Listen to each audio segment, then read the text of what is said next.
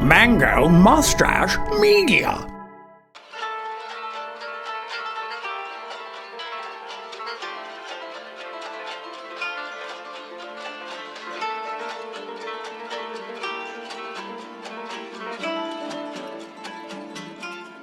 My name's Ayrianna, and I'm hosting My Story, My Reality. This is our 5th episode, and our guest today is Tamara.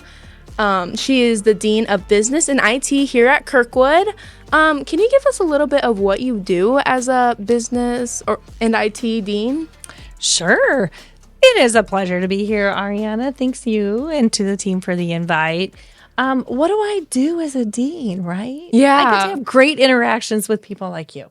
Thank you. So it's a lot of fun, but it also brings about a lot of different diversification. And what I mean by that is you really don't know. You may have a schedule that day, but you really don't know what it is that day could bring in and around that scheduled event, right? Mm-hmm. And so there's a lot of things that go on. We get to elevate student success. We get to make changes within our department to listen to the voices of students, and most importantly, support the faculty in that space and our staff to make sure that we're all working for the common good of the student. Awesome. So I guess we won't quite jump into it. Let's start with a nice little icebreaker. Do you have any favorite memory of your childhood?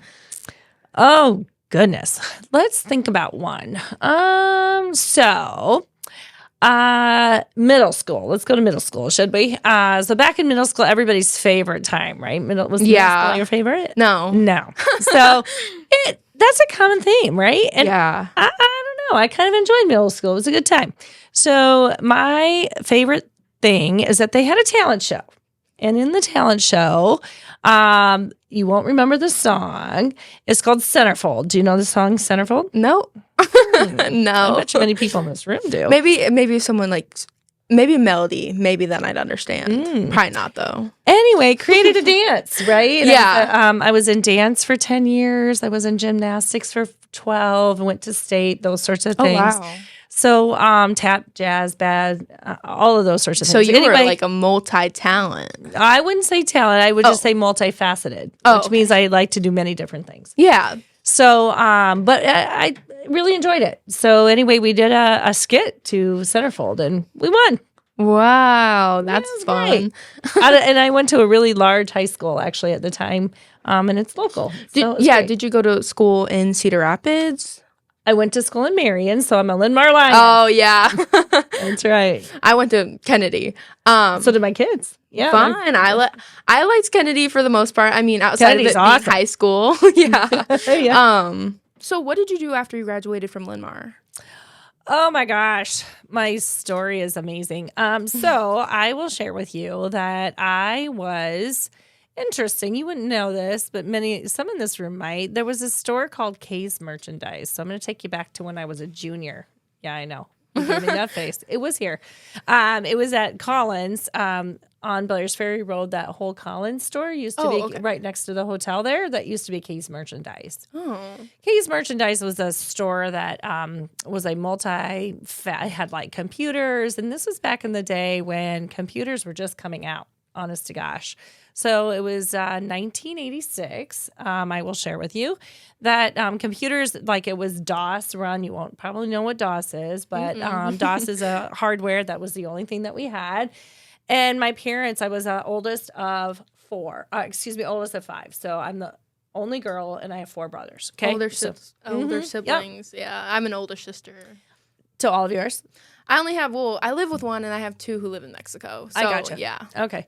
So anyway, oldest of 4 boys, right? And so at that point, my dad was a laborer and he worked downtown and he was a welder. So, and my stepmom was a daycare provider. And so we went to being the oldest, only girl, right?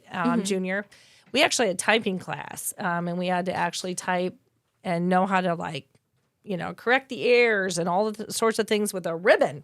And a typewriter. Yeah, we had to type anywhere between 80 to 90 words a minute, and we can only have 4 to 5 errors, and that depended on your grade, and you couldn't go on to the next class, meaning literally you had to pass that as a sophomore to go become a junior. So, it was a requirement. So anyway, all that to say, we went in and we were at Case Merchandise and ran into a gentleman there.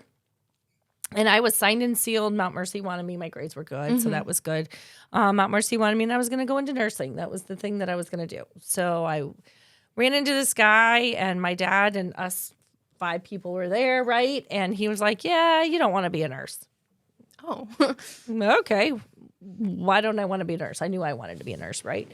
So he was like, yeah, you want to be a respiratory therapist. And I was like, okay. He goes, why don't you come on and I'll take you down to Mercy because that's where he worked. And my dad was like, well, why don't we meet up first? So here we are, 5 kids going over to some rando guy's house, right? Oh, no. And back in the day, honestly, he was great. I mean, Yeah. I just choose not to say his name right now during this podcast. But anyway, him and his wife, and they had, a pretty strong background with other children in the house and that sort of stuff. Long story short, we ended up at Mercy, walked around with them, and I was like, yeah, I'm kind of digging this. So a respiratory therapist is somebody that's a cardiopulmonary specialist. So we're the master of the heart and lungs, I like to say. And anything that goes in or out of them or contributes to it, which is everything in your body. So long story short, I was going to go to Mount Mercy and pulled out and went to Kirkwood. Oh, wow. So I started my journey at Kirkwood in the respiratory therapy program, and I graduated on a Saturday, and I started college on a Monday, which was 24 hours later. So we started. The program started in June, and I was the head cashier at Jack's. Do you know what Jack's is? Of course you don't. Jack's, Sorry about that. Jack's is used to be. Do you know where Carlos O'Kelly's is in Marion? Yes. That big building. Mm-hmm. Has many different stores in it right now. Yeah. That used to be one store, and that was Jack's. Wow. And Jack's, I was the head cashier there, and then actually became like as a junior in high school, and then became head of ladies there at that point when we were the ladies wear. It was kind of like a Tyson's. They had like, I don't know, they had cars and all the different things, right? Well, anyway, I ended up then quitting there, worked all the way through, and ended up quitting there and got on every weekend at St. Luke's in January. So I didn't quit there until I was through 6 months of school, and then they hired me.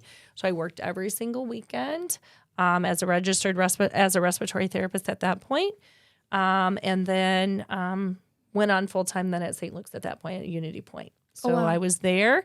And became a neonatal pediatric specialist at that point, and did lots of education, flew in lifeguard for 18 years, and did those things. And then there was an opportunity to come to Kirkwood, actually, as the director. They needed a director of clinical education. And so, ironically, I worked for a Marine, and I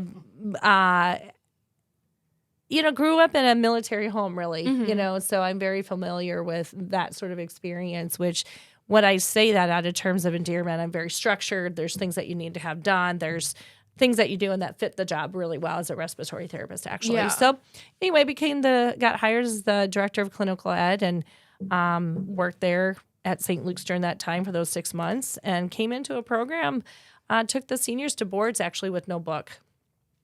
It's a true story. And the seniors then graduated and took boards, and then was asked to stay on full time, and then was there for about a year and a half, and then became the director of the program. So the program that I graduated from, right? You were the director of. I was the director. That's awesome. Yep, exactly. So then at that point, we ended up... I was there, right? I was there at Kirkwood, and Kirkwood is just a phenomenal place. And there's lots of diversification in the experiences that you have in those places. And so being able to be on different boards, being able to be on different steering committees, you build relationships and opportunities during those times. I really love leadership, right? That was one of the things that I really like to do. I like to mentor people, and I like to expose the goodness that we have at Kirkwood, and be able to build that relationship. And when I say expose, it's not a bad word. It's basically being able to provide services to our community, as it's mentioned in our mission and vision statement. Yeah. So those, I believe, very core to the very core of our values, and I believe in them, and our students deserve that from us. And so for that, I applied for the dean position as in business and IT, which is a really diversified team, right? And had worked with many of the faculty during that space. So I was faculty for 14, almost 15 years, and then transitioned 14 and a half years actually, and then transitioned into being a dean. Yeah. So does respiratory care like go under the business and IT type of thing? Nope. It's a completely different paradigm. So I was in medicine for 31 years actually, right? So respiratory therapy is under allied health.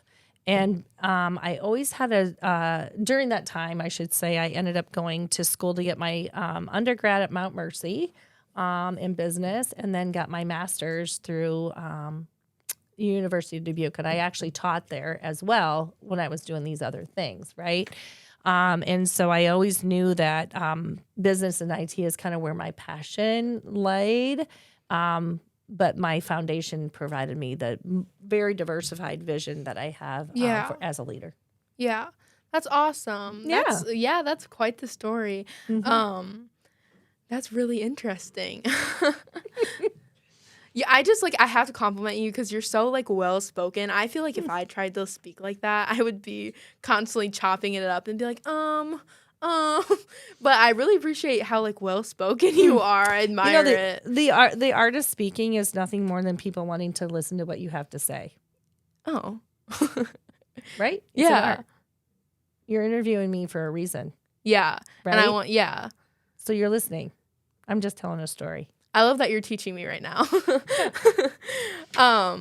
Comes with the territory, I guess, unfortunately. Yeah. Well, and I appreciate it because I'm also very interested in leadership positions. And so it's fun to see what I see in myself, and also people who are where I'm not quite at yet, but You're where developing. I could be. Absolutely. So during that time frame, right, I always had 2 jobs, lots of times 3, okay? Because there's things that go on in your life that pivot you and have you have different experiences. And so for that, I worked at Mercy in Iowa City as well. On the days that I wasn't at Mercy, at St. Luke's, and I also was a consultant for a business here in North Liberty. And then for about 2 years with some research, and then worked some home care and kind of helped start their CPAP BiPAP unit for somebody here in town as well. So kind of being able to have those sorts of experiences kind of build your portfolio as you think about business, IT, and where medicine can or can't. My point is just because you're in one career doesn't mean it doesn't manifest itself in all the others. So don't put yourself in a box. Yeah, exactly. And I think that's a really important thing for people to know in general, because I think a lot of people think that they have to be dedicated to this one career the rest of their lives. I was actually talking to my mom because we had this project management kind of conference thing that I attended. Oh, you were? Oh. Yeah. I was there too. Great. But I talked to my mom about it because she's an office manager at the Iowa State Railroad. And I was kind of like, do you do any project management? And she's like, well, just because my position entails that I'm a office manager, I plan so many projects. I am a project manager. And I was just kind of like, I never put the 2 and 2 together that you could be an office manager and a project manager. And so I think it's a really nice window for people to see, but also for me to see as I'm still growing and getting an education. Project management is always a part of every day of your life, right? Yeah, and I never correlated the 2 until I was doing the project management. Excellent. Yeah, and so because I kind of want to be an entrepreneur, I guess, in a way. And I just would have never even thought that the 2 coincided. I think that's the word. I'm not sure. So have you overcome any failures? So failure's an interesting word. Yeah. Because hardships. That's a different perspective then, right? So failures in my mind mean that something hasn't necessarily turned out the way that you anticipated. So think about that. Going into something with an anticipation and a general goal on the outside, the disappointment is in with you. Yeah. But that learning always happens. So it's really never a failure. Yeah. Yeah. That is kind of... So it comes down to expectations. So if you expect something to occur as an outcome, right? And it doesn't actually do that, it's your perception that it's a failure because then you didn't learn during the journey. Yeah.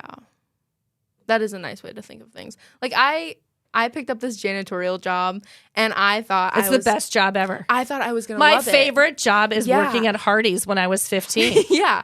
And I thought I was going to love it. I was so excited. I was a headline girl. I loved it. I ran around. Do you know how much I made an hour? How much? $2.75. 15. Not kidding. I loved it. Best job ever. Fast. I can put down fries and I can fry up a cheeseburger. It's good. Yeah. That it taught you time management. Yeah. It was great. Yeah. You don't know what to say. No, I don't. I'm confused because I like can't tell if you're being serious or I am not. being totally serious. You loved it? I did. It was the best job ever. You got to meet people. You got to work fast paced. You got to like push a bunch of buttons and things were loud and it was stressful. Don't ever do fries if somebody says don't put salt on them. I accidentally did that. And then you were like, oh, here. No, I was chastised because he had high blood pressure, right? You shouldn't do that. Yeah. So it's a life lesson, They right? do, yeah. Fast food is... And the customer got mad, and he should. Yeah. Right? So if you want to think about that as being a failure, lesson learned. Yeah, now you won't put salt on those fries again. That's right. Yeah, I worked at Panera, and I remember this lady. I made her a sandwich with no meat. No. Yeah, and she was very upset. And then, so I remade that sandwich like 3 times because the second time I forgot onions, and then... Because you were so anxious then. Yeah, because I was like, oh my God, I forgot this girl's meat. Literally, it's like my second week and I made a mistake. I'm so anxious. Oh my gosh. It's a sandwich. Yeah. And I think when you think about failure, right? What is the magnitude of you really in that certain environment or that experience, right? So there's crises that go on and there's certain levels of how you have to learn how to deal with that. So when you asked me the question about failure, bringing us back to that, we've provided examples of, not life things that like isn't the end of the world, right? Yeah. So a failure in my mind is something that I get to learn from.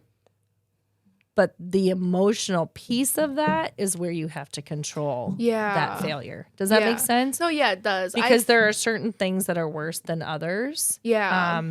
And have certain consequences that are associated with it. Yeah, and it kind of takes me back to like my middle school days. I feel like in middle school, a lot of people are scared of this failure. For me, it was definitely sports, like kickball. Like I wasn't going to go up there and try my best because what if when I was trying my best, I failed, right? And so, and I think it's really hard for people to get over that fear of failure because they genuinely view failure as this terrible, no good, you don't get anything out of it type of thing. And there's highs and lows in everything we do. Yeah. And right? I think people are scared to kind of get into that. So then you always live in a low.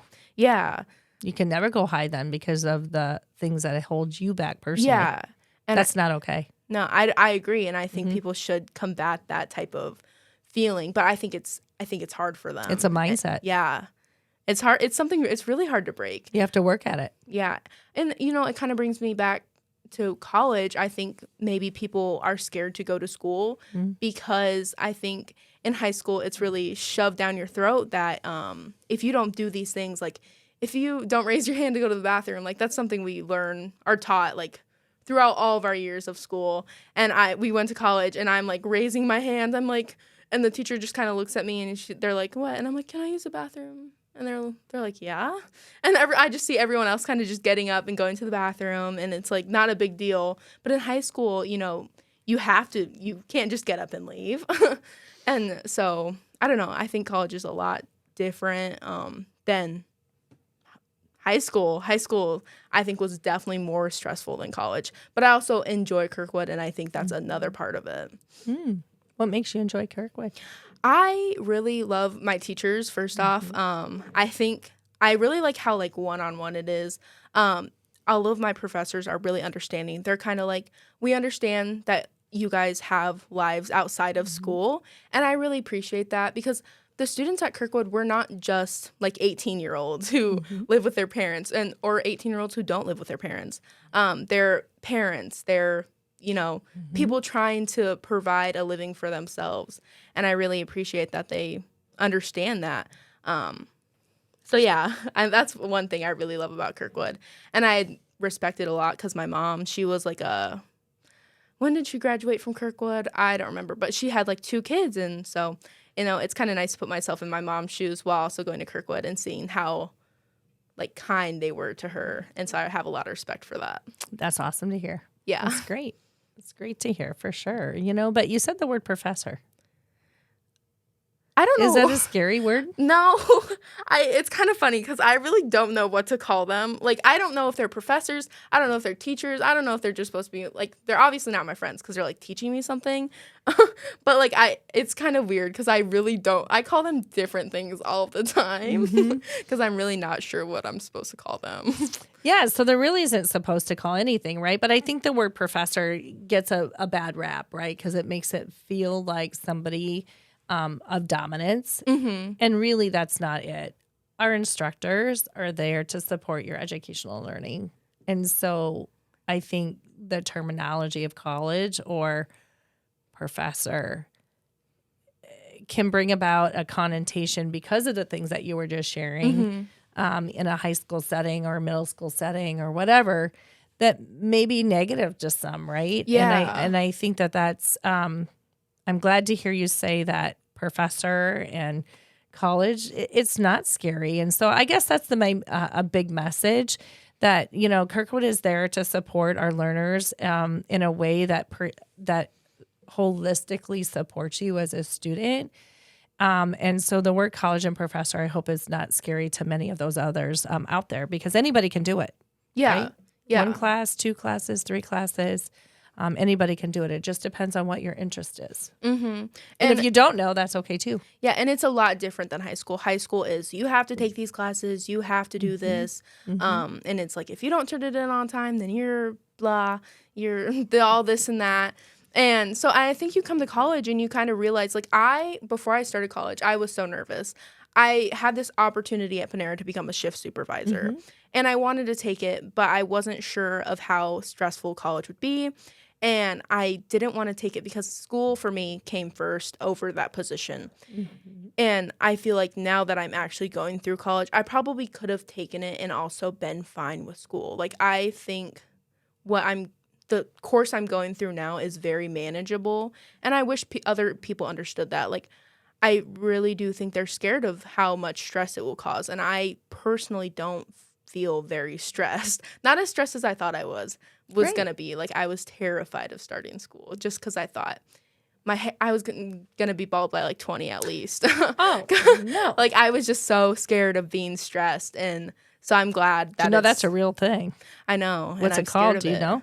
It's called alopecia. Okay, I was going to say that, but I didn't want to be wrong. But yeah, so it's really nice to be in college, and it's not as scary as I thought it would be. Great. Yeah. That's awesome. So I'm curious as to how you feel about like bachelor's versus associates. I know a lot of people in my life are like, you should root for the bachelor's degree because you're going to end up more financially stable and yada, yada, yada. And I'm just kind of curious as to how you feel about that. So that's interesting, right? I think the world as a whole has changed perspective on kind of is a pendulum, right? Yeah. About every 10 years, things change. One way we go, everybody's going to have this. The next way we go, everybody's going to have this, right? So bachelor's, master's, all of that. Some people are saying, yeah, we can just do said X, Y, and Z as a technical skill, and then they're good or whatever. And I think we're in a sweet spot right now. And I think that sweet spot is people want to go to work. People and employers want to hire you. What I understand the question to be is the associate's degree in and of itself going to get me there? And I 100% will tell you yes. So when you reference the bachelor's degree and the master's degree, when we think about wages, many people have a direct affiliation or an understanding, and most of the time they're right, that the more education you have, the higher the dollar amount.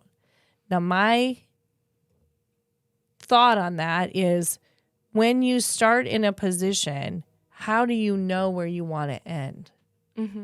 Why not get a degree in something that you're passionate about? Because the other things will come. Yeah, and that kind of goes back to how you started with respiratory care, and now you're a dean of business and IT. So where do you see yourself going forward? So I am in the best space ever. This was something that I have, as you develop your leadership skills, right? And you think about your story and coming into the workforce, as you mentioned earlier, I thought I heard you say that you had an opportunity to be a shift lead. Now you need management skills in that. Yeah. And you need business skills in that, right? So I think that there's always an opportunity for you to think about whatever career it is that you're in, to think about where that pendulum's maybe going to swing you. Now, does that mean that you should stop your education? 100% no. So I would empower you to think about an associate's degree as the best way to ensure concrete foundation, livable wage, home, car, insurance, feasibility, food, right? Getting something that you're thinking about right now. Let your decisions drive you forward with the other things based upon the experiences that you have within your career. Yeah. Because if you try and say, in my mind, this is just my own personal reflection. If you try and say, I'm going to go and I'm going to get a PhD and it's going to be in, I won't even say, right? It's just going to be in said that. And you do that and you take 12 or 13 years to get that PhD. Now you're pot committed in essence, and you didn't allow yourself to really have your life be told through your experiences that you're engaging with through that journey, right? Yeah. Because if you set out in just my vision, and that's why we're here as a community college, our purpose is to service you as a student and be able to empower our employers to support you in that journey. Yeah. Because there's many different opportunities within an employer's realm, scope. You can get hired, for example, you could be a bricklayer, you could be a welder, you could be a firefighter. When in that journey are you going to be a fire chief, a masonry director, a chief project manager for that overall institution, a VP and CFO, right? Because you've had those but if you go to your PhD right away and you say, that's where I need to be, you didn't allow yourself to journey. Yeah, or branch out and expose yourself to being able to have an associate's degree and make a livable, excellent wage. Many times you're going to make a higher wage in some of these experiential learnings and come out with a huge resume that's going to be really skill set based. And we're answering to our employers who need that. And so for that, it's the best place to be. Yeah. We're running out of time today, but if our guests could tell us their 3 big takeaways, what would they be? Ayrianna, I'd be happy to do that. So some things that I'm hoping that are good takeaways that we've been able to have this great conversation with today is life is a journey. Reflect and empower yourself to be in that space to do so, and be able to then leverage those lessons learned each and every day for a bigger picture long term. So for example, associate's degree, master's degree, PhD, right? Those sorts of conversations. It's okay that you don't know that PhD level, but enjoy the journey and listen to those cues throughout your experiences and opportunities that are provided to you in your work and in your school and in your life. I just want to thank you so much for coming and being on the podcast. It was everything that I've learned. It was just great, and you were lovely. Oh, thank you so much. I really enjoyed today. Thank this was you. Great. Yeah, me too. This was fun. This is my first time. So well, you wouldn't know it. Yeah. Oh, thank you. That's great.